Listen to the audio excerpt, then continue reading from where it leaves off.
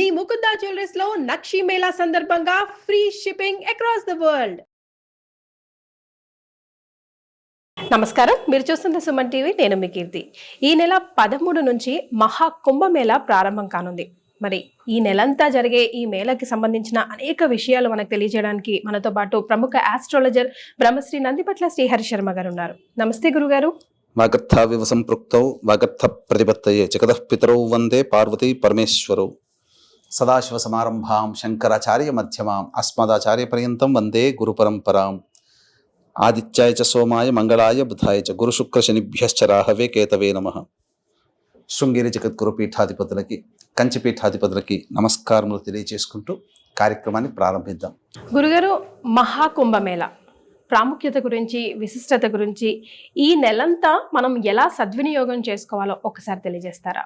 మహాకుంభమేళ అన్నప్పుడు మనం చూసుకుంటే మన తెలుగునాట మాత్రం కొద్దిగా కొత్త పదంగా కనబడుతుంది. దీని గురించి ఏంటి అని చెప్పి చాలామంది తెలుసుకోగలుగుతున్నారు. మన యొక్క ఆంధ్ర ప్రాంత, తెలంగాణ ప్రాంతంలో మనకున్నటువంటి పుష్కరాల గురించి ఎక్కువగా మనకు తెలుసు. మన దక్షిణాది వారికి పుష్కరాల మీద ఎంతైతే విజ్ఞానం ఉందో అదే విజ్ఞానం నార్త్ సైడ్ వాళ్ళకి ఎక్కువగా ఇష్టపడేది. వాళ్ళు కుంభమేళాని ఇష్టపడతారు. అంటే దీంట్లో అర్ధ కుంభమేళ, కుంభమేళ, మహాకుంభమేళ అని కూడా చెప్పబడి ఉంటుంది. ఈ యొక్క గ్రహాలలో రవి, శని, గురు గ్రహాల యొక్క గమనాన్ని అనుసరించి చేసేటువంటిది ఈ యొక్క కుంభమేళ. అనగా రవి మకర రాశిలో ఉండగా గురువు వృషభ రాశిలో ఉన్నప్పుడు చేసేటువంటిది ఏంటి? కుంభమేళ. 12 సంవత్సరాలకు ఒకసారి వస్తుంది. 6 సంవత్సరాలకి ఒకసారి ఉండదమ్మా. మనకు పుష్కరాల్లో ప్రతి రాశికి ఒక మారుతుంటే ఒక్కొక్క పుష్కరం అంటే అట్లా ఉండదు. ప్రతి 6 సంవత్సరాలకి ఒకసారి వచ్చేసేసి ఈ అర్ధ కుంభమేళ చేస్తారు. 2019లో నేను కూడా వెళ్ళాను. ప్రయాగలో అర్ధ కుంభమేళ జరిగింది. ఇక ఆఖరిగా ఇప్పుడు 6 సంవత్సరాలు గడిచేసేసాయి కాబట్టి కుంభమేళ, పూర్తి కుంభమేళ అనేటువంటి జరుగుతుంది. ఇటువంటి 12 కుంభమేళాలు జరిగితే వాటిని మహాకుంభమేళ అంటారు. 12 × 12 అంటే 144 సంవత్సరాలకి ఒక మారు వచ్చేటువంటి మహాకుంభమేళ అవుతుంది. అంటే ఇప్పుడు వీటిని మహాకుంభమేళ అని అంటున్నారు. వాస్తవానికి 2013లోనే జరిగిపోయింది అనేటువంటి ఒక నానుడి ఆ మహాకుంభమేళ. మళ్ళీ అట్లాంటి మహాకుంభమేళ అంటే 2013 + 144 అంటే 2157వ సంవత్సరంలో మహాకుంభమేళ ఉంటుంది. అయితే ఇది కూడా అంతటి మహత్యమైనదని చెప్పడం వల్లనే పైపెచ్చు యోగి ఆదిత్యనాథ్ అనగా ఒక గొప్ప సన్యాసి, రాష్ట్రానికి మంత్రిగా, గొప్ప ముఖ్యమంత్రిగా ఉన్నటువంటి సందర్భం, పైగా గొప్పదైనటువంటి గ్రహాల యొక్క సమ్మేళనం అనేటువంటిది ఏర్పడుతుంది. ఎందుకనంటే ఈ మధ్యలోనే ఈ కుంభమేళా జరుగుతున్నటువంటి ఈ సంబంధించిన కాలంలో కొన్ని గ్రహాల యొక్క సంయోగాలు చాలా అద్భుతంగా ఉంటున్నాయమ్మా. అందున ఈ శని మీనరాశిలోకి ప్రవేశం చేయబోతాడు. అనగా కుంభరాశిలో ఉండగానే కుంభమేళ అంటే దేనికమ్మా? కుంభము అని అంటే పూర్ణ పాత్ర అంటే ఏంటి? దీని అర్థం కుంభమేళాకి అనేటువంటిది ఎక్కడి నుంచి ప్రారంభమైంది అని అంటే ఇది ఆది శంకరాచార్యుల వారు ప్రారంభించారు అని చెప్పి ఒక నానుడి. మనకు క్షీరసాగర మథనం తెలుసమ్మా. క్షీరసాగర మథనంలో అమృతాన్ని, కలశాన్ని పట్టుకున్నటువంటి ధన్వంతరి స్వరూపం నారాయణుడే బయటికి వచ్చాడు.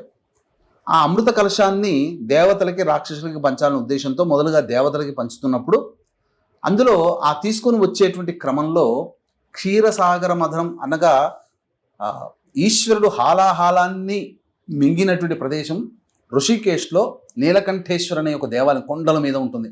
సూర్యోదయం కల్లా వెళ్ళిపోవాలి, సూర్యాస్తమయం కల్లా దిగిరాలి. అక్కడ ఎవరు మనుషులు ఉండరు. ఆ ప్రదేశంలో హాలాహాలాన్ని స్వీకరించాడు పరమేశ్వరుడు.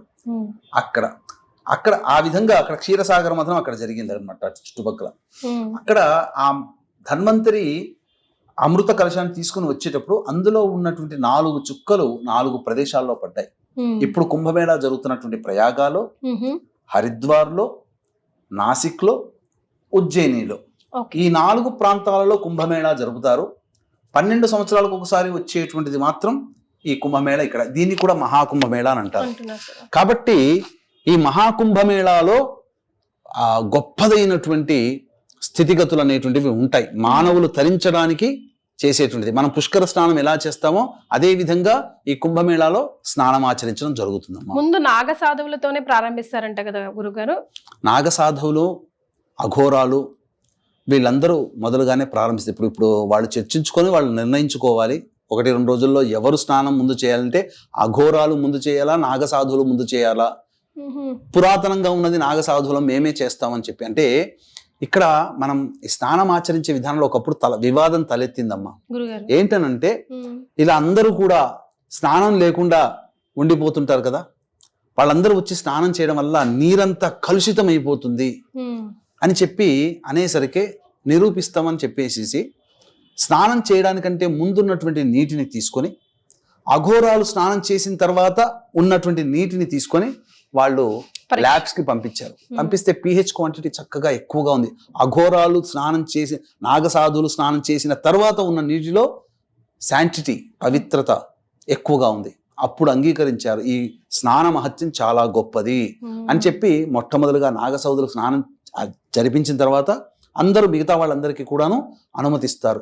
ఈసారి జరిగేటువంటిది యోగి చాలా ప్రతిష్టాత్మకంగా తీసుకున్నాడమ్మా.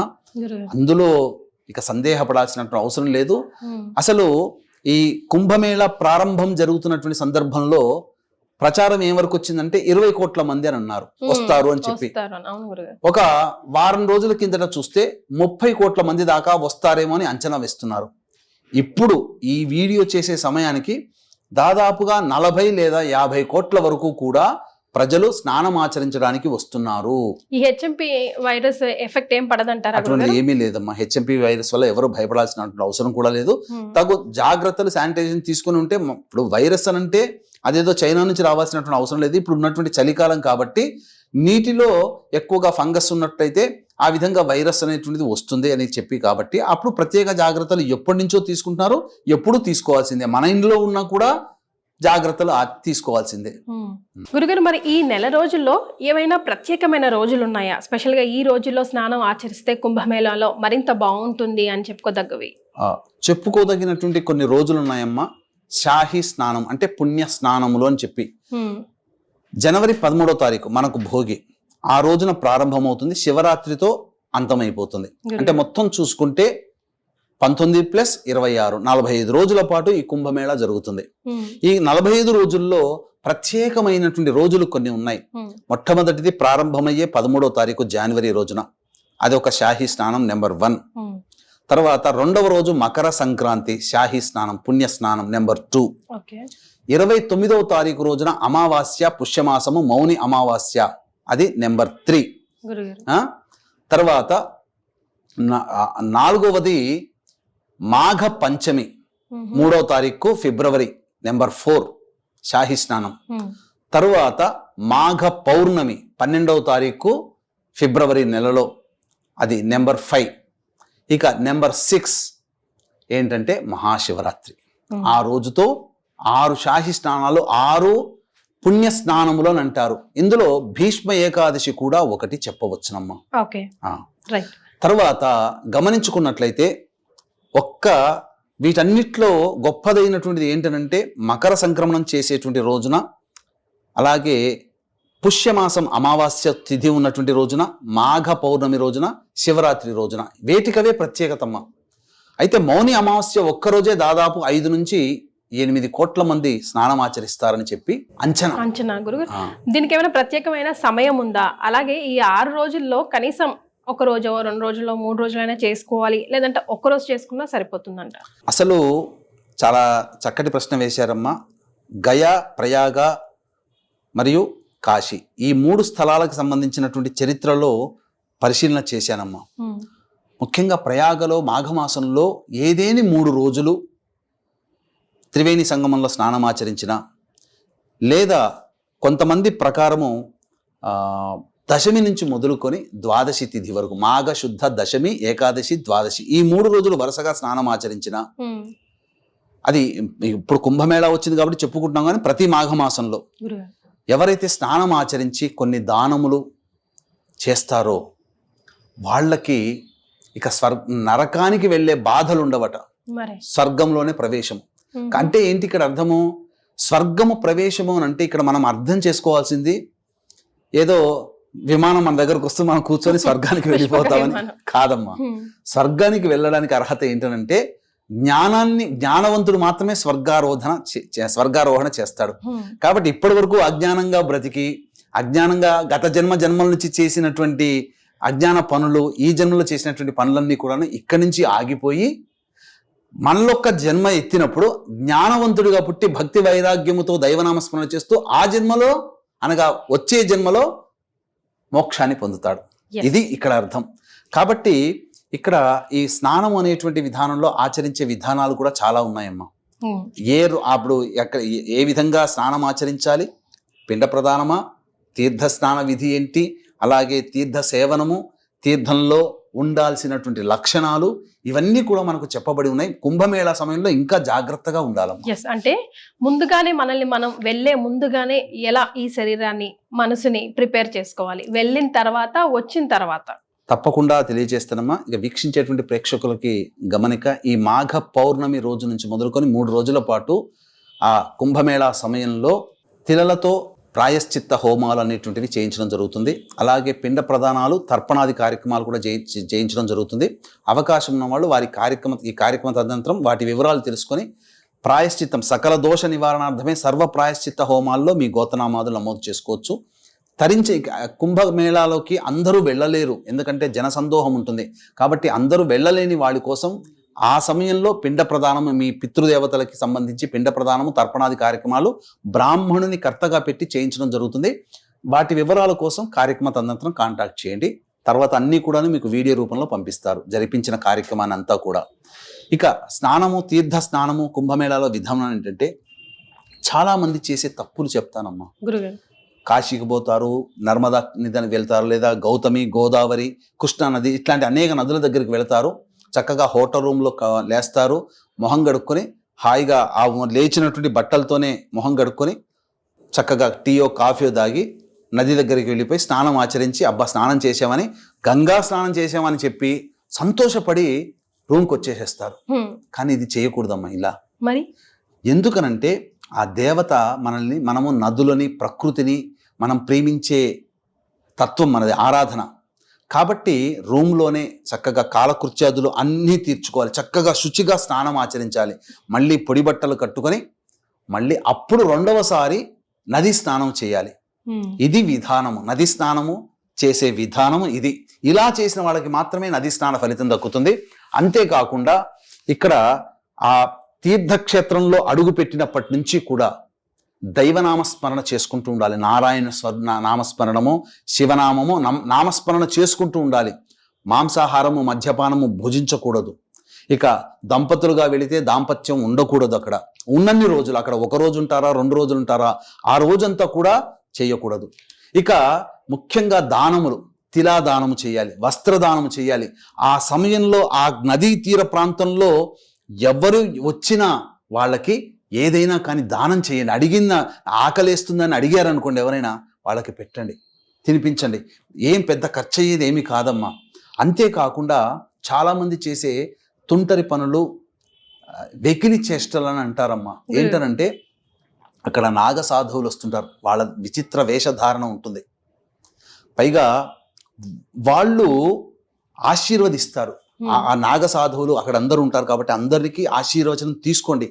ఎందుకంటే నాగ సాధువులు ఎంతో మంది వస్తారు, అఘోరాలు వస్తుంటారు, వాళ్ళందరి ఆశీర్వచనం కానీ వాళ్ళని విమర్శించకూడదు. తీర్థక్షేత్రంలో ఉండి అక్కడ బ్రాహ్మణులని, ఆ పూజ చేయించేటువంటి బ్రాహ్మణులను కానీ, అఘోరాలను కానీ, సాధువులు కానీ, సామాన్య మానవునైనా ఎవ్వరిని కూడా తూలనాడద్దు, కటువుగా తక్కువ చేసి మాట్లాడకండి. మనం వచ్చింది పుణ్యం సంపాదించుకోవడానికి, కానీ పాపం సంపాదించుకోవడానికి కాదు. ఎవరిని ఒక మాట అనొద్దు, ఎవరిని చూసి వెకిలిగా నవ్వకూడదు. ఈ నియమాలు పాటించండి. అంతేకాకుండా భార్య దగ్గర, భర్త దగ్గర ఖచ్చితంగా సెల్ ఫోన్లో ఉండి ఫుల్ ఛార్జ్ పెట్టుకొని వెళ్ళండి. ఎందుకంటే కోట్ల లక్షల మంది జన సమూహంలో కంటి ఒక అరక్షణంలో తప్పిపోవచ్చు. కాబట్టి ఎంతో అద్భుతంగా చేస్తున్నారమ్మా యోగి గారు, అద్భుతంగా కొనియాడాల్సిందే.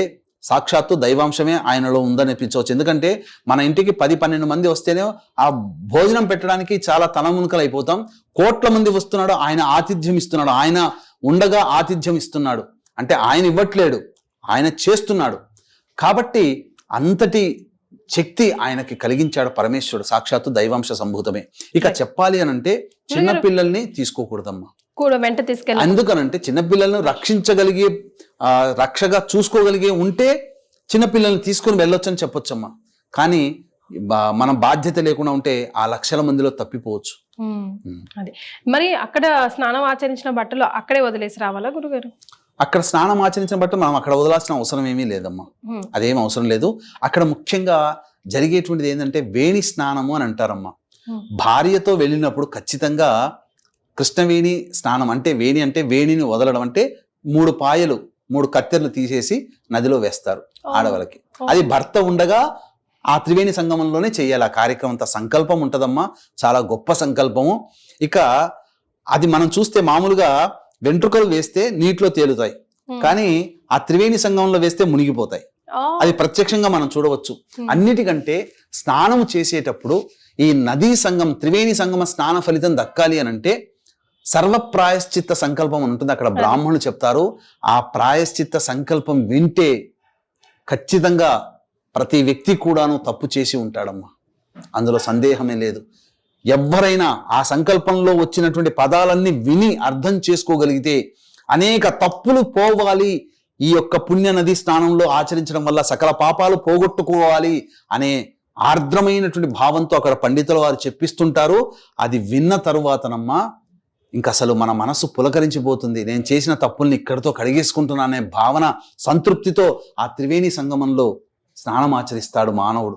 తద్వారా సమస్త దోషాలు, నది స్నానం వల్ల సమస్త దోషాలు తొలగిపోతాయంటే ఏదో చక్కగా నడుచుకుంటూ వెళ్ళి స్నానం చేస్తే వస్తే కాదమ్మా, సంకల్పము చెప్పించుకొని స్నానం ఆచరించాలి. పినమట మనం పఠించాల్సిన మంత్రం ఏదైనా ఉందా గురుగారు? అక్కడ ఉన్నంత వరకు కూడా దైవనామస్మరణ చేసుకోవడం తప్ప ఇంకా వేరేది ఇష్టదేవతారాధన చేసుకోవచ్చాం. ఎందుకనంటే ఆ త్రివేణి 3 నదులు కలిసినటువంటి సందర్భంలో చేసేటువంటి నామస్మరణ ఒక్కో నామము = 1000 సార్లు జపం చేసిన ఫలితం దక్కుతుంది. చాలా సంతోషం గురుగారు. కుంభమేళకి సంబంధించి అనేక విషయాలు తెలియజేశారు. ధన్యవాదాలు. సర్వం శ్రీ ఉమామహేశ్వర పరబ్రహ్మార్పణమస్తు.